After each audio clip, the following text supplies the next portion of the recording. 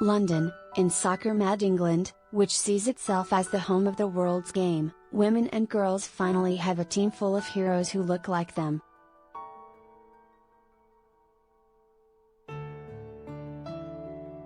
Some 7,000 singing, dancing, flag-waving fans, many of them mothers and daughters, jammed into central London's Trafalgar Square on Monday to celebrate England's victory in the 2022 Women's European Championship, the first major soccer victory by any England team in 56 years.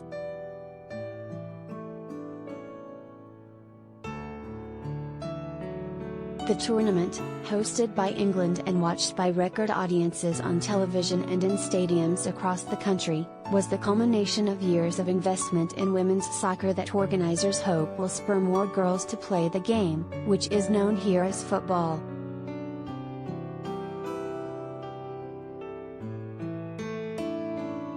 Madison Fuller-Jones is already on board.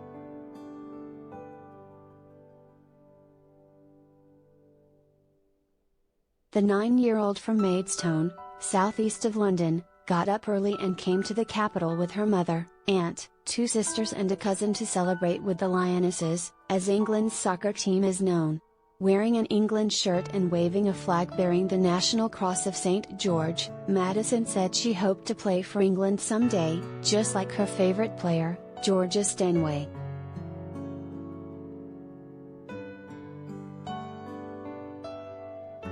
"I just want to show how good I am and show that girls can do what boys can do," she said. "I'm passionate about football."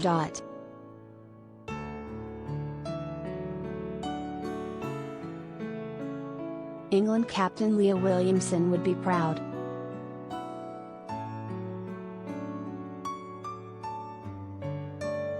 "The legacy of the tournament will be change of the best kind," Williamson told the crowd.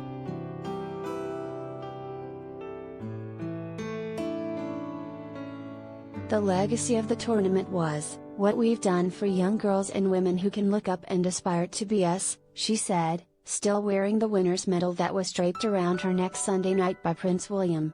"I think England have hosted an incredible tournament, and we've changed the game in this country, and hopefully across Europe, across the world."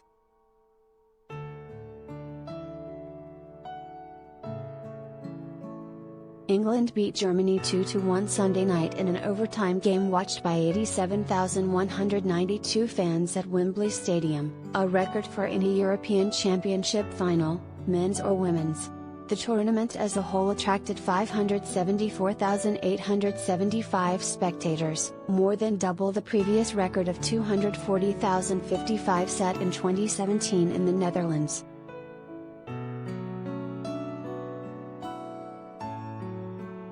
Many more watched on TV, with the final achieving a peak audience of 17.5 million viewers and an average audience share of 66%, according to Ratings UK.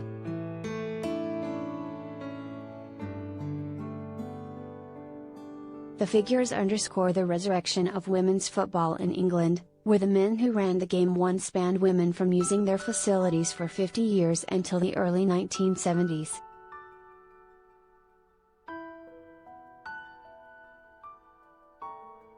After previous generations of women's soccer players were forced to support themselves by working outside the sport, today's players are able to focus on the game full-time following the creation of a fully professional league in 2018-19.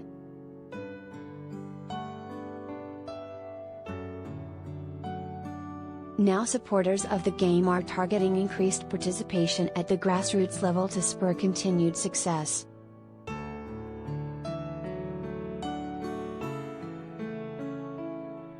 The Football Association, the sport's governing body in England, is campaigning for schools in England to provide equal opportunities for boys and girls to play soccer as part of the curriculum.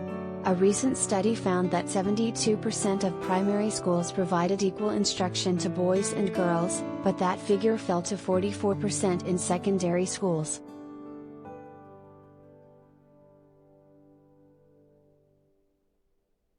"This generation of ladies have had to fight and scrap and do everything," Ian Wright, a former England player, said on the BBC.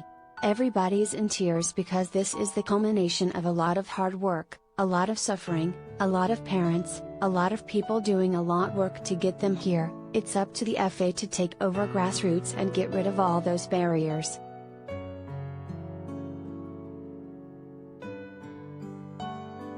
The match also prompted immense interest in Germany, where many feel that not enough is being done to support female athletes.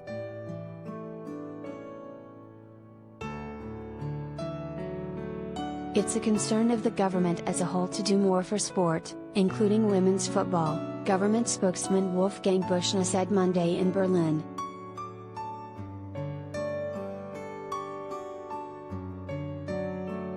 He praised the German team for being such positive role models for young people.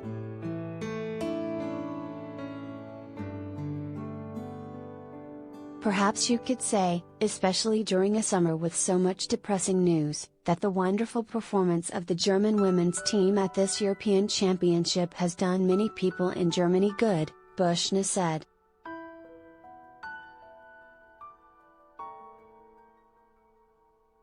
Supporters of women's soccer hope this victory will energize the sport the way the US victory in the 1999 World Cup boosted the sport in America. That game ended with Brandi Chastain's knee sliding, sports bra revealing celebration after the penalty shootout that sealed the US win over China at the Rose Bowl in Pasadena.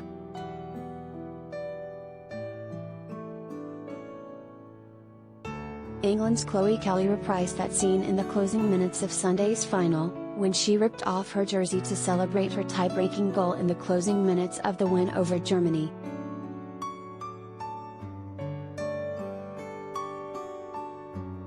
Kelly joked about her ecstatic celebrations when she spoke to the crowd Monday, saying, "The shirt's staying on.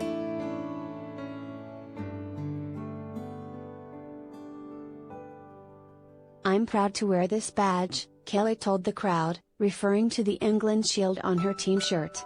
"But I'm even more proud to share the pitch with such an unbelievable group of players."